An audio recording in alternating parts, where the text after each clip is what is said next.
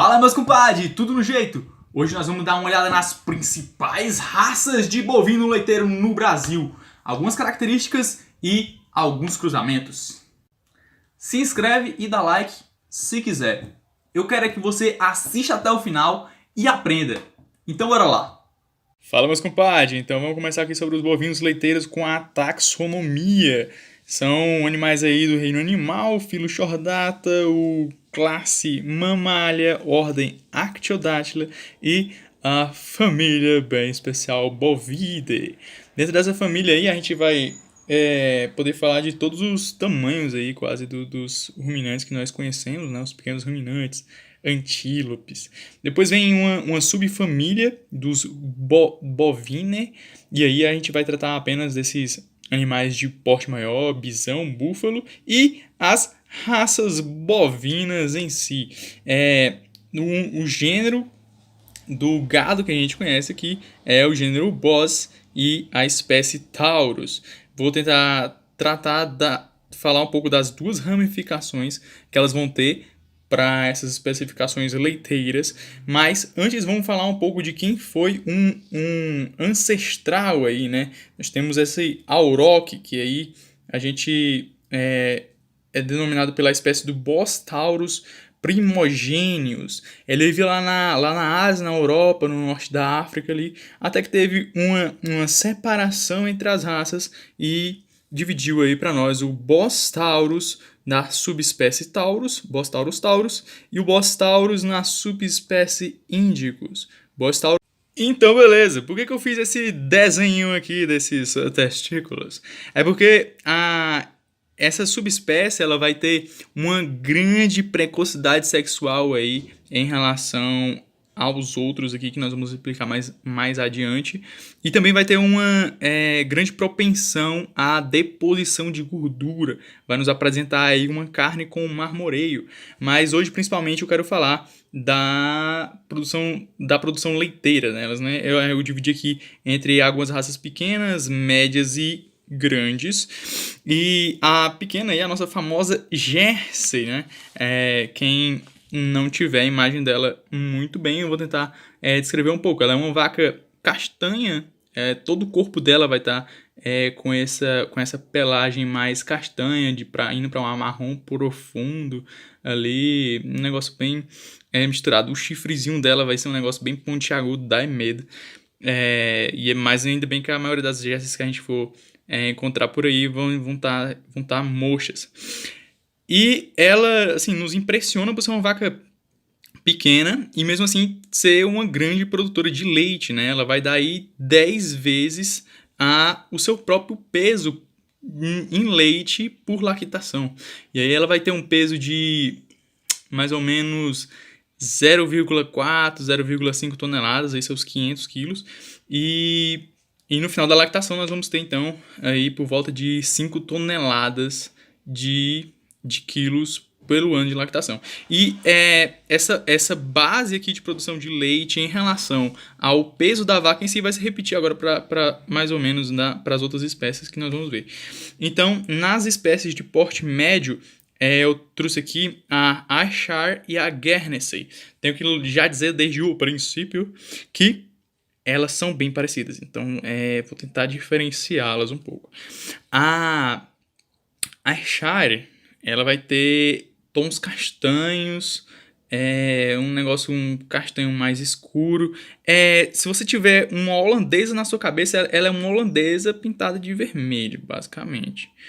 E uma diferença dela já para a Guernsey, que também vai ser bem parecida aí com a holandesa, com as manchas, ao invés de serem pretas, serem as manchas vermelhas. A diferença é que a Ayrshire vai ter manchas vermelhas até ali no jarrete. E a Guernsey, as extremidades delas, as telos, as extremidades, as patas ali, elas vão tender mais para serem brancas, sempre brancas. Então, na região ali abaixo do jarrete, a Guernsey vai ter mais pontos brancos, vai ter menos manchas vermelhas, castanhas, enquanto a Ayrshire vai ter mais manchas vermelhas ali naquela região. E para as raças taurinas de porte grande, a gente vai ter a holandesa, a pardo-suíça e a cimental. A holandesa é aquela clássica aí que a gente conhece, né? Os realmente grandes produtores de leite no Brasil preferem a holandesa. E, bem, se a gente for pesquisar esse nome em inglês, a gente não vai achar em canto nenhum. Para pesquisar em inglês, tem que pesquisar Holstein. Porque é a região que deu origem lá de onde essa vaca veio, lá pelas regiões das Europa.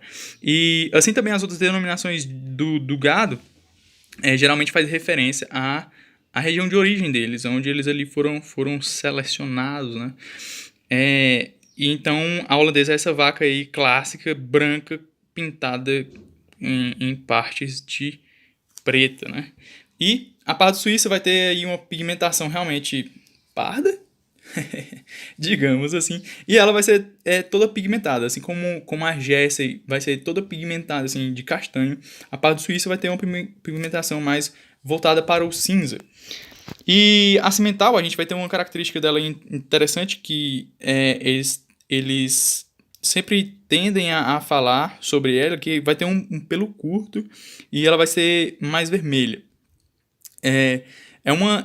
É um tipo de vaca que sempre vai apresentar uma dupla aptidão, vai poder servir tanto aí para a produção de leite quanto para a produção de carne. Realmente, você pesquisar qualquer imagem de uma cimental aí, você vai falar, caramba, quantos músculos. E, uma outra característica aqui da pardo-suíça que a gente poderia ressaltar é que ela é mais rústica, ela se adapta muito bem a tanto regiões de frio quanto a regiões de calor. E esse estilo de pigmentação dessas duas vacas, elas são boas, assim, são boas características justamente para essa adaptação em lugares com alta radiação, com alta ensolaramento. Enquanto a holandesa, ela vai ter algumas partes brancas ali que podem ser desfavoráveis para regiões de clima com grande insolação. E aí ela vai se adaptar bem melhor nas regiões mais frias mesmo, até com temperaturas aí abaixo de 0. Agora vamos para a outra parte. Indo então agora para os nossos Bos taurus índicos, a gente vai ter como características dessa subespécie o cupim, que é realmente visível assim, a diferença de cupim quando a gente olha para a vaca em relação às outras que eu apresentei anteriormente. E nós também vamos ter essas barbelas, né? Como elas são como eles foram animais aí que se adaptaram na região da Índia e da Ásia, então elas têm essas características para se adaptarem a uma escassez de alimento até. E escassez de alimento porque o cupim aí vai estar sendo a única parte desse gado, geralmente, que a gente pode falar que é uma parte que tem marmoreio. Enquanto aqui nesse outro gado ele vai ser bastante apreciado porque vários cortes vão apresentar marmoreio, vão apresentar gordura impregnada no meio da carne. E essa gordura aqui no Bos índicos vai servir justamente para tempos de escassez de alimento. Enquanto a barbela vai servir para a gente que está aí dissipando mais calor nesse gado. Um grande exemplo que nós vamos ter aqui no Brasil, bem famoso, é o gado Gir. Ele vai ter a sua pelagem aí mais chitada, né? Um fundo branco com uma pelagem vermelha, assim, bem característica realmente de um gado Gir. E a sua fronte vai ser convexa. Os chifres vão estar voltados para trás. Então realmente não tem como confundir um gado desse. Com relação às vacas europeias, as vacas zebuínas, elas terão uma menor produção de leite, mas que não quer dizer que associando-as a gente também não possa estar tirando bastante vantagens dessas características. Talvez eu fale um pouco sobre isso em um outro vídeo. Então aqui nós vamos, enquanto eu falei ali que a Jersey daria 10 vezes o próprio peso em leite, Aqui nós vamos ter mais ou menos 3 mil quilos de leite por lactação aí. Então, 3 mil quilos de leite por ano. E nós vamos ter uma maior resistência na ordenha. Vai ser mais difícil tirar o leite dessa vaca aí.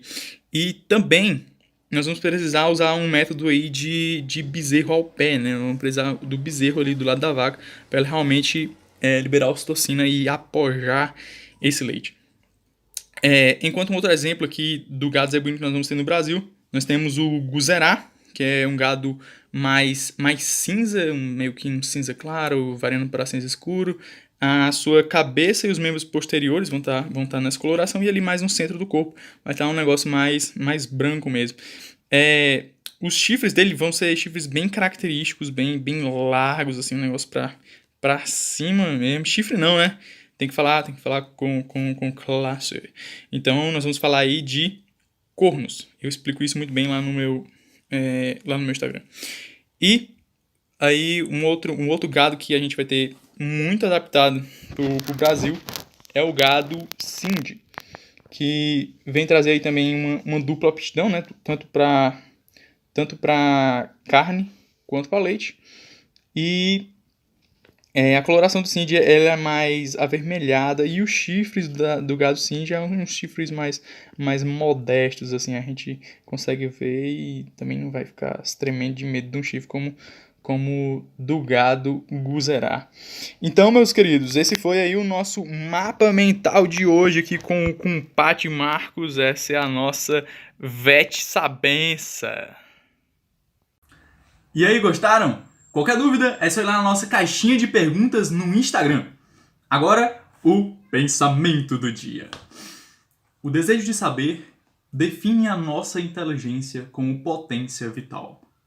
E até logo, meus amigos!